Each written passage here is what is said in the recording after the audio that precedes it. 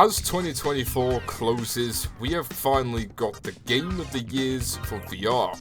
There is 5 amazing picks and we are still to wait to see which one will be crowned 2024's VR Game of the Year. So we're going to go through each of them and let me know down below what is your Game of the Year out of these 5 picks. Our first Game of the Year choice is Asgards Wrath. This is a great game in story-wise and adventure. If you are a fan of puzzles and mystery and the Egyptian and Norse gods, this does a great job from the first sequel. I won't spoil it too much for you, but if you've touched this game by now, you will understand why this is one of the picks for VR Game of the Year. The next one is a very unexpected pick for me, but it is Arizona Sunshine remake of the first game. We've got a remake of this one, which came out roughly 5-ish years ago now, which makes sense to have a remake, but this was very unexpected for me. In terms of graphics, it does a great job replicating what the second game does. Reimagined, it is really something that you'll either be terrified of or you'll have a blast going into. For me, I'm not going to be able to play this for more than 5 minutes, but then again, it is also very understandable why they may have chosen this and why it has worked so well as a VR game. I need to figure out how to get the hell out of here. On my way! Fuck you, friend! The third choice for Game of the Year is Metal Hellsinger VR, where you play in the pits of hell and you have got to kill to the beat. There's a variety of different songs available in the game and you have got to kill with the monsters and creatures at bay and time it right to the song.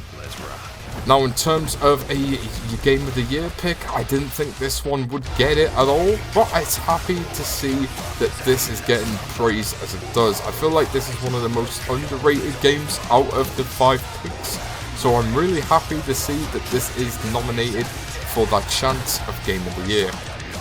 Now, up to the last 2 in our 4th selection for nominee of Game of the Year, we have Metro Awakening. The long-awaited Metro game waited to come back with its massive comeback of Metro Awakening VR.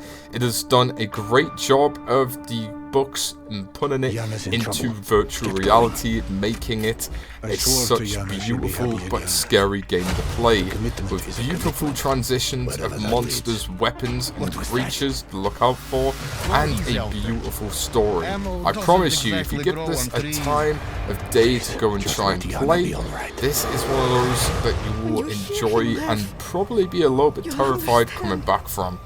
Yana! That infernal darkness. It's returned. Oh my God! Sometimes one must get into utter darkness.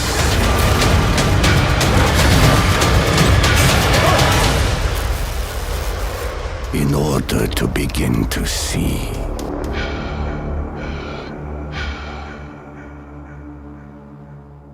And last one, in my very biased opinion, the 5th and final pick for VR Game of the Year is Batman Arkham Shadow. Now, this one is my Game of the Year. Personally, I really hope this gets Game of the Year. Such a great game. It honestly deserves one of the top 3 spots in the Arkham trilogy of games that's been created, and it fits perfectly and meant so well as a VR game. You'd almost wish that this was a flat screen game, as it would work either way. They managed to make Batman in VR the best he can be and still make it true to the Arkham origins of what he will become if you have played the games. A foot soldier in his own fanatical mob. So how in the hell do we find him? Targets are all city employees, civil servants, public officials. You could have been more than a symbol. You could have been a god. You don't calm down. Someone's going to die. Alfred, we tried it your way, now we do it mine. Something big's going down tonight.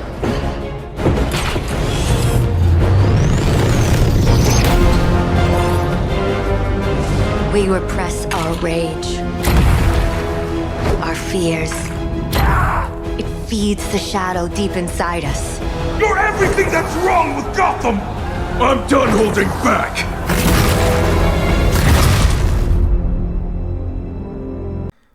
And apart from that, that wraps up the VR nominees game choices of the year.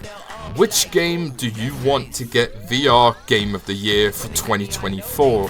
Let me know your picks and choices down below.